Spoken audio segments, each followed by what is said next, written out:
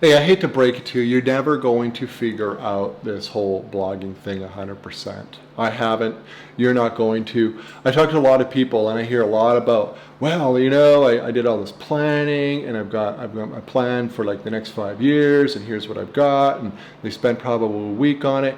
I used to do all this. I used to love planning. Planning is okay, I guess once in a while, very, very short term. But planning is really like busy work, makes you feel like you've done work, but at the end of the day, you really haven't done any work. Like that's the truth of it. You're not going to figure all this blogging stuff out.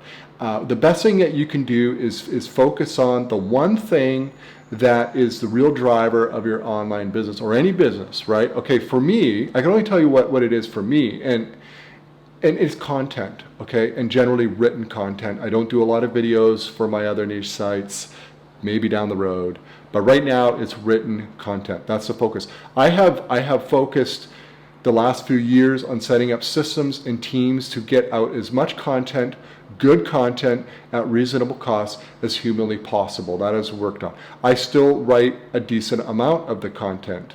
I enjoy writing. I love publishing content. That is my business. I target low competition keywords, as many of them as I can across multiple niche sites, and I push out as much content as I can to grow the niche sites. I have niche sites that span from like earning practically nothing to earning a good chunk every month and everywhere in between, and I want to grow them all as much as I can.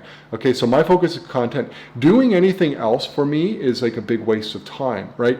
I could sit down and I could spend 2 weeks and I could come up with like 1,000 keywords. That's not necessary, right? What I do now is I either hire someone and I say, listen, I need 20 articles, find 20 keywords. I'm not going to hire them. I'm not going to pay them like $500 to come up with 1,000 keywords. I don't need that right now. I'll find new keywords down the road. I'm confident. In fact, here's the thing. Almost any niche, there are no limit to keywords. It's almost like this infinite pool of keywords and topics that you could cover if you develop ways of finding them and then pursuing them. Okay, so I'm not worried. I don't have a scarcity outlook in terms of, oh well, I want to make sure I understand exactly where this site's going. I want all the categories planned. I want every.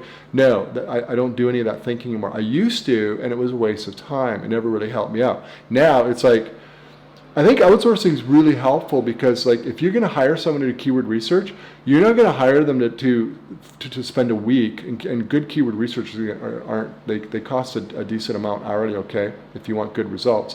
You're not going to hire them and say, I need you to give me 1,000 keywords, because you don't want to spend the money, right? You're going to say, listen, I need 30 articles this month or 20 articles this month. Find me 20, 30 keywords. That's it. You're going to pay them for that. It might take them a couple hours. I don't know. All right.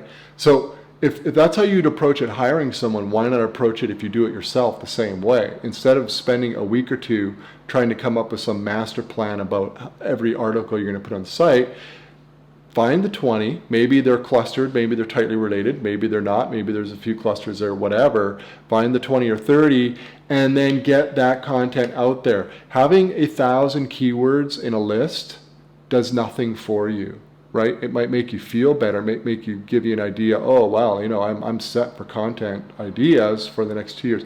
It doesn't really do anything. No, it doesn't. I should be more clear. It does nothing for your business to have a list of keywords. What your content business needs is actually publish your content. You're better off banging out 20 keywords and then go and publish your content on that, right? That's what I do right now, and that's across all my niche sites.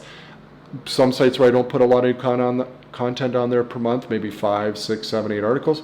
I find those 8 keywords and I'm done. I move on. I publish those because I'm not worried about the fact that I might not find new keywords down the road. I used to come up with lists and lists and lists of keywords, and sometimes it came in handy. Okay, sometimes it's handy. You need a keyword. Saves you time maybe in the long run, but at the end of the day, I would spend way more time on these massive lists. And so right now this is my approach, and I've spent years trying to really hone content production because it's the only way I'm going to grow multiple sites. That's it. It has to be systems. I'm a systems guy. You've got to develop it. It's got to work. Otherwise it's just not going to happen. I don't have a perfect, okay? I want to return to that in terms of what this video is about. You're not going to figure this all out. My systems are imperfect right now. I keep working on them, making them better.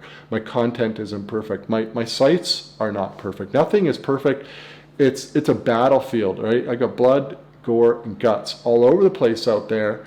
And by that I mean there's mistakes all over my sites. All right.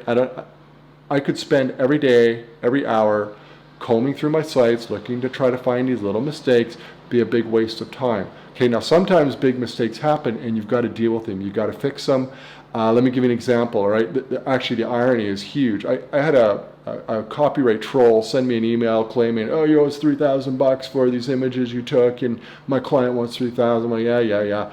Okay, so fortunately I had email permissions to use the images, so I just sent them the emails and, said, here you go, I've got permission, whatever. End of matter, haven't heard from them. They go and prey on somebody else for now. But they sent me to a URL where they say I took images on my site, and I noticed it's like 30 images were broken. These were image-focused sites, kind of galleries or pages, and all these images were broken. I'm thinking, ooh. I mean, that was the bigger problem. And I figured, well, if they're broken on here, they might be broken on others. Turns out there were probably, I didn't even count them all up, but there were probably at least 50 articles, all of them image focused, where they're all broken. Okay, that's a problem I got to fix. That's some serious blood and gore on a site. It has to be fixed like ASAP. Those pages are getting traffic. They look terrible. I mean, you show to it and you're just like, well, this is a joke, really bad, right? So I fixed it. And I caused the mistake. I made the mistake. It was like a total dummy move. And you'd think I would know better, but this far along, yeah, I made a mistake which I totally cooked a whole bunch of content, high traffic content. I didn't even know it. I knew when I made the mistake. I realized like it was, and it was 3 weeks. So 3 weeks I had posts like this. So these things are going to happen. Right now, I probably have a whole host of problems on some of my sites I don't even know about. Ignorance is bliss, as they say. But I'm not going to spend every day looking for it. I'm going to do my best. I do go through analytics. I track to a certain extent, like keyword rankings, improvements, losses, that sort of thing. I kind of follow the big ones, like I know my top 50, 100 articles, like how much traffic roughly they get. I know that, they're consistent earners, they're big. If I see one really dive down hard, I'm going to take a look and see what's going on there. But I mean, I've got probably like 7,000, 8,000 articles published across all my sites. I can't monitor all that. I just have to accept the fact that it's an imperfect business, and I can only do my best. And the whole point that I'm telling you this is, and I'm only telling you from experience, is as your sites grow, it's easy to have a perfect blog when you have 20 articles. Everything can be perfect. You can go back and you can perfect it and make it great. Okay? When you get to 100, 200, 500,000 articles, that's it. You've got to let it go. You're not going to have it all figured out. What you publish today will be a joke compared to what you publish in 5 years. I look back at the stuff I published 5 years ago. It's not very good. I've had to improve some of it.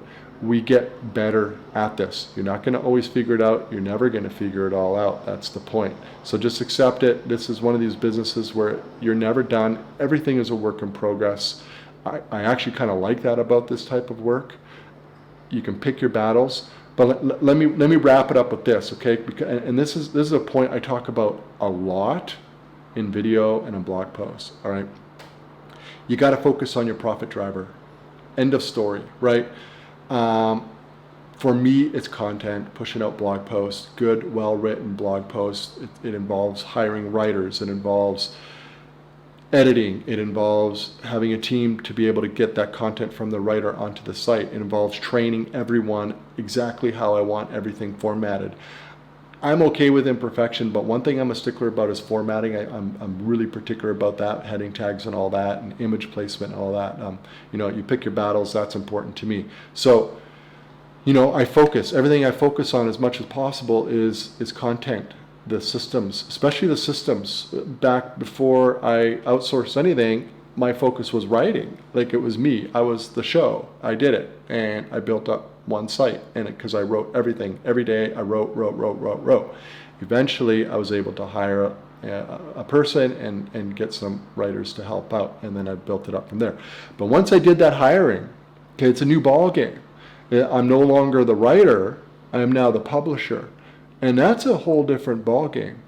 You don't have to go that route. If you love writing, if like you're writing this blog that is all you and it's your personality and your audience loves it, sort of like Fat Stacks. Yeah, I've outsourced some stuff on there, but for the most part, it's me. I like writing for Fat Stacks. It's what I put a little bit of time every day or a few days a week into it. I enjoy it. My other sites, not as much. But if you love writing, you don't have to outsource. But if you do outsource, you've now changed your job description. You need to set up the systems. You need to set up the workflow to make it cost effective. And that's going to take time. And so you may have mastered your writing and your ability to come up with really great posts that rank and your audience loves and everything's a success. As soon as you bring in an outside writer, you're kind of starting from scratch, because now you got to train them and you're going to edit. And you are going to bring in more writers, and now you have staff, and that's managing, and that's creating systems to get this content to maintain the quality, but at the same time trying to scale it up, push out more. It's a whole different type of work. It's not for everyone. I do like it. I do like the systems. I'm not big on managing, but it is a totally different business. If you want to scale to multiple sites, that's what you need to do. If you want to focus on one site, you can do it all yourself, and it can be very, very, very good. In fact, when you outsource, it depends on a lot of factors, but if you're a great writer, if you outsource, you're going to have to accept the fact that they are probably not going to write as well as you. They're going to be a different voice. They just are going to be different, and you have to accept that. It's going to be different. You have to accept that you are not going to have the same quality that you are accustomed to doing it yourself. But that could be okay. Now, that doesn't mean you can just accept like utter garbage. There's great, great writers out there. I've hired writers that write infinitely better than me, and that's great. They're different, and they're great. They're funny. The research is awesome. They know their topics. They're experts. The level of detail is amazing. So you don't have to compromise on your quality. You have to accept that it'll be different than you, but you can get even better quality than what you can produce across different topics if you hire the right people.